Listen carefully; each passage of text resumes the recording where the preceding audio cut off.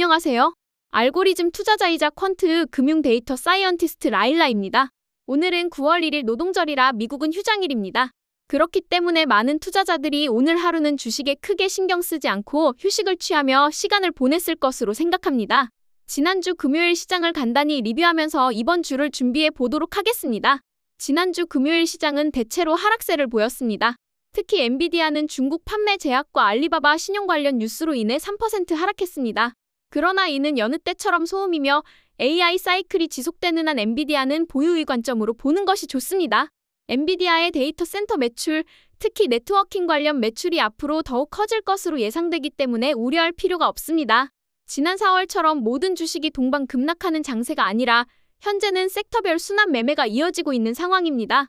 4월 이후 주가가 너무 많이 그리고 길게 상승해 왔기 때문에 지금은 힘을 응축하는 구간으로 보는 것이 타당합니다. 기쁜 마음으로 이 과정을 지켜보면 좋습니다. 오늘도 시장의 방향성을 점검하면서 이번 주 주식 비중을 어떻게 가져가야 할지 살펴보겠습니다. 먼저 나스닥 5분 차트를 보면 금요일 장은 개파락으로 출발하며 아침에 큰 하락이 있었지만 이후에는 천천히 횡보세로 전환되었습니다.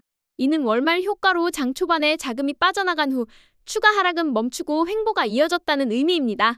S&P 500 지수는 나스닥에 비해 하락폭이 크지 않았으며 여전히 주요 이동평균선 부근에서 머무르고 있습니다. 지수가 계속해서 횡보하는 모습은 전형적인 섹터 로테이션이 이어지고 있음을 보여줍니다. 성장주 비중이 큰 나스닥은 1% 가까이 하락하며 투자자들을 놀라게 했을 텐데요.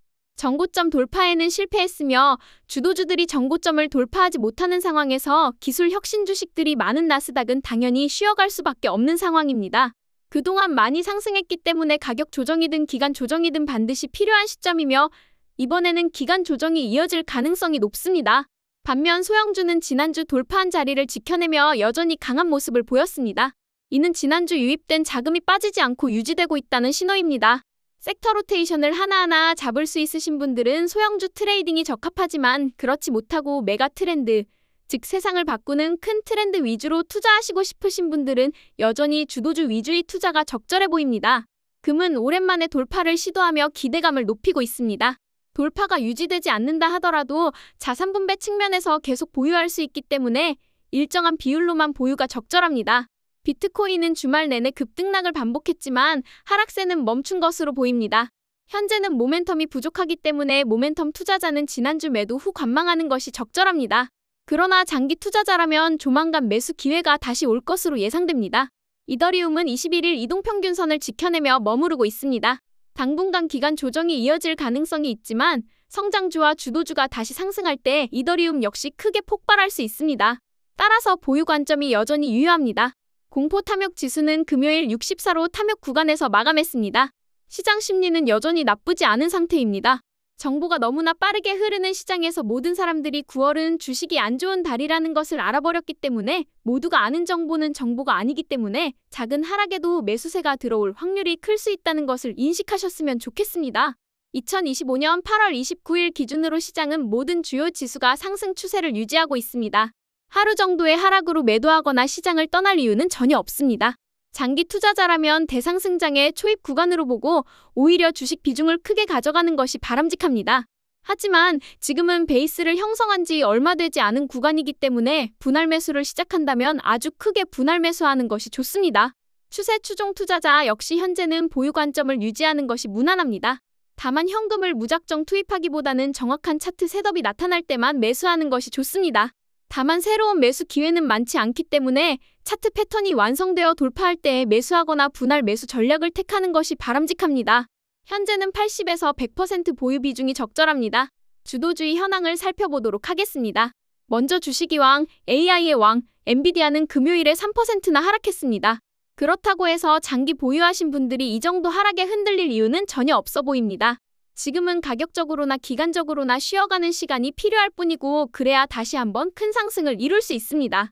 이번 실적이 좋음에도 불구하고 일단은 쉬어가는 국면이 확정된 것으로 보이며 기간 조정을 거쳐 다음 실적에는 다시 돌파를 시도할 것으로 생각됩니다. 주간 차트를 보면 5주째 횡보 중이지만 여전히 대상승장에서 상승 추세는 이어지고 있습니다. 따라서 보유의 관점이 적절해 보입니다. 스윙 투자자라면 엔비디아를 팔아 현재 오르고 있는 주식을 사서 더 큰 수익을 얻을 수 있다고 생각하는 분들만 매도하시고 그 외 분들은 그냥 보유하는 게 좋아 보입니다. 물론 이는 주식 투자 경력이 꽤 되어서 스윙 투자를 잘하시는 분들에만 적절해 보입니다. 팔란티어는 $160 부근에서 저항을 형성하며 횡보할 것으로 보입니다. 이 과정에서 50일 이동평균선을 여러 차례 깨고 다시 회복하는 구간이 있을 겁니다. 이런 자리에서는 크게 분할 매수하거나 돌파할 때까지 기다리는 것이 좋습니다. 주간 차트로 보면 매도 신호는 전혀 없고 장기 투자자라면 여전히 보유 관점이 적절합니다. 테슬라는 이제 정말 얼마 남지 않은 것 같습니다. 변동성이 수축되고 저점이 계속 올라가는 패턴이 나오고 있기 때문입니다. 이는 교과서적인 변동성 수축 패턴으로 $367 부근에서 강력한 돌파가 나오면 매수를 진행할 수 있다고 생각합니다. 핀테크 리더 로빈후드는 오랜만에 모멘텀이 끝났다고 볼 수 있습니다. 이럴 때 모멘텀 투자자라면 일부 물량을 줄여 수익 실현을 하는 게 좋습니다. 하지만 장기 보유자라면 여전히 상승 추세 속에 있기 때문에 기간 조정이나 가격 조정이 와도 버티는 게 맞습니다. 저 역시 하나도 팔지 않고 보유 관점을 유지하고 있습니다. 주식시장이 쉬어간다고 해서 전력 수요가 멈추는 것은 아닙니다. 우리는 메가트렌드를 계속 생각해야 합니다.